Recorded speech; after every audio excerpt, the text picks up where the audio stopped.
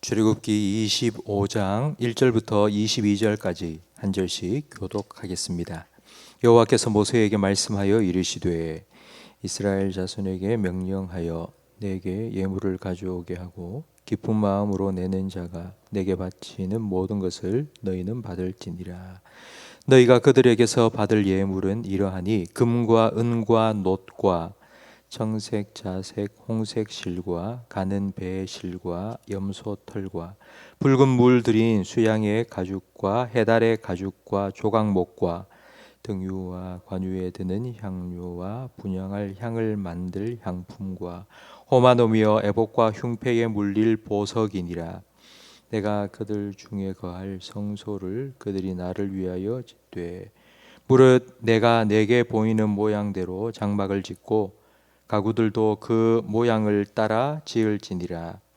그들은 조각목으로 궤를 짜되 이는 2규빗판, 너비는 1규빗판, 높이는 1규빗판이 되게 하고 너는 순금으로 그것을 짜되 그 안팎을 싸고 위쪽 가장자리로 돌아가며 금테를 두르고 금고리 넷을 부어 만들어 그 네 발에 달되 이쪽에 2고리 저쪽에 2고리를 달며 조각목으로 채를 만들어 금으로 싸고 그 채를 궤 양쪽 고리에 꿰어서 궤를 매게 하며 채를 궤의 고리에 꿰ൻ 대로 두고 빼내지 말지며 내가 내게 줄 증거판을 궤 속에 둘지며 순금으로 속죄소를 만들되 길이는 2규빗판 너비는 1규빗반이 되게 하고 금으로 그룹 둘을 속죄소 두 끝에 쳐서 만들되 한 그룹은 이 끝에 또 한 그룹은 저 끝에 곧 속죄소 두 끝에 속죄소와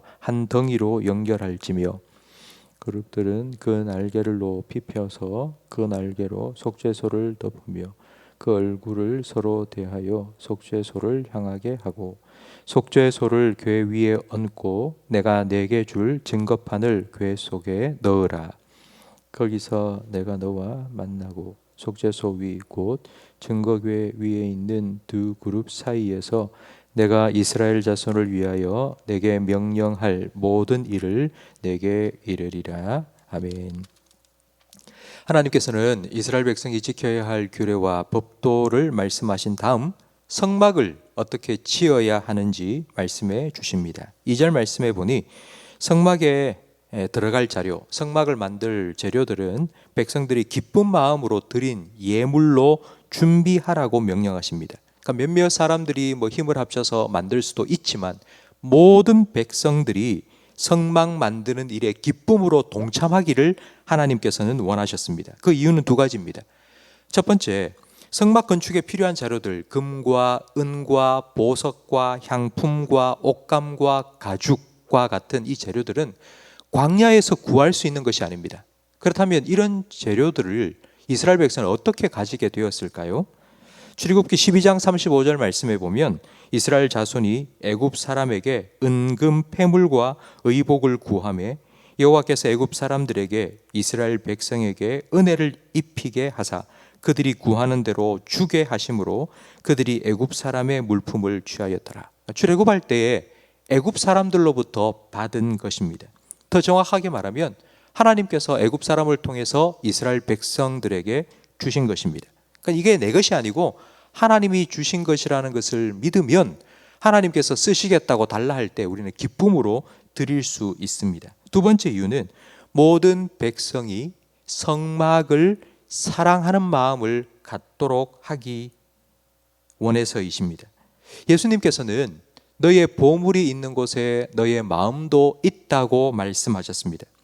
성막을 위해서 기도한 사람이 성막에 대해서 더 마음을 갖게 될 것이고 성막을 위해서 땀 흘린 사람이 더 관심을 갖게 될 것이고 성막을 위해 헌신한 사람이 성막을 더 사랑하게 될 것입니다.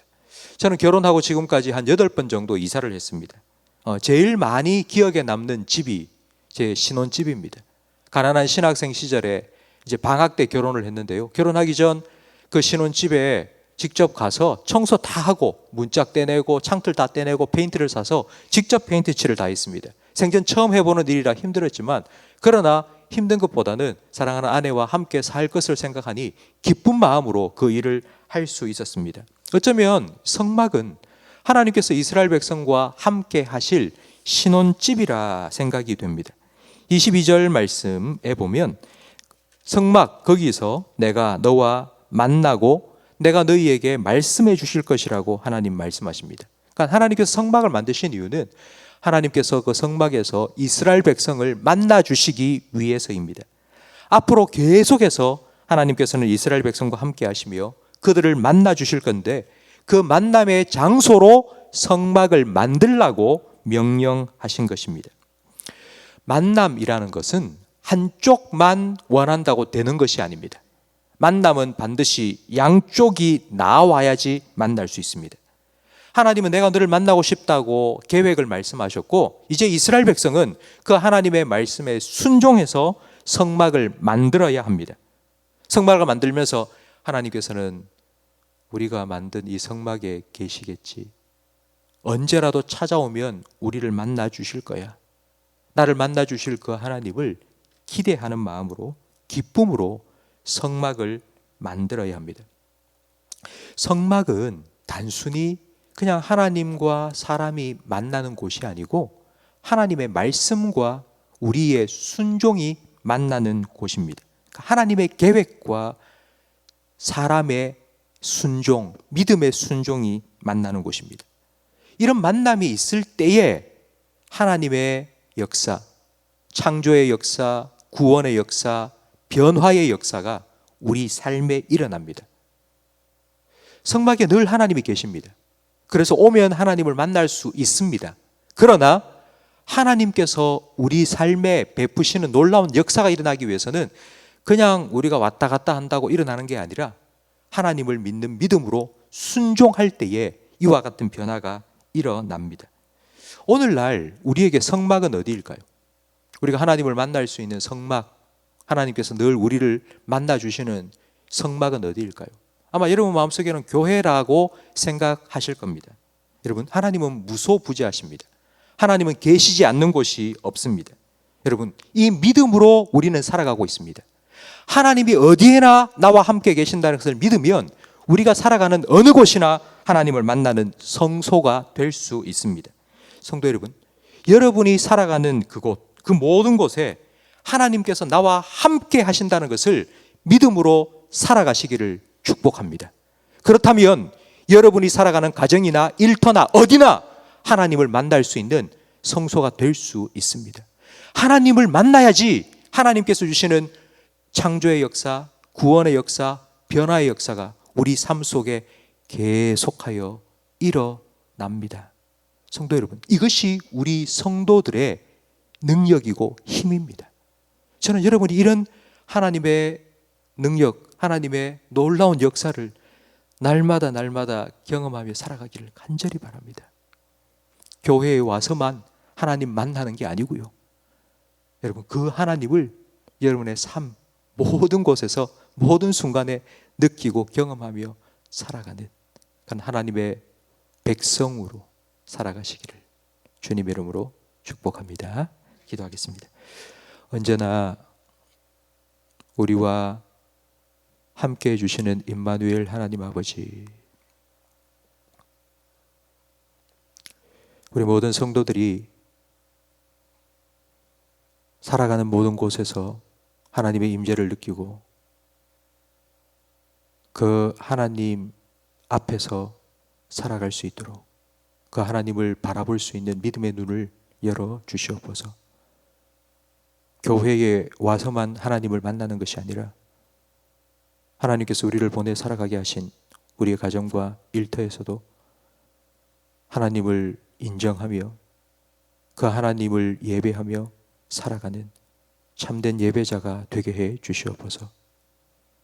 그리함으로 우리 성도들의 삶 속에 하나님과 만나는 만남의 역사가 일어나게 해 주시옵소서.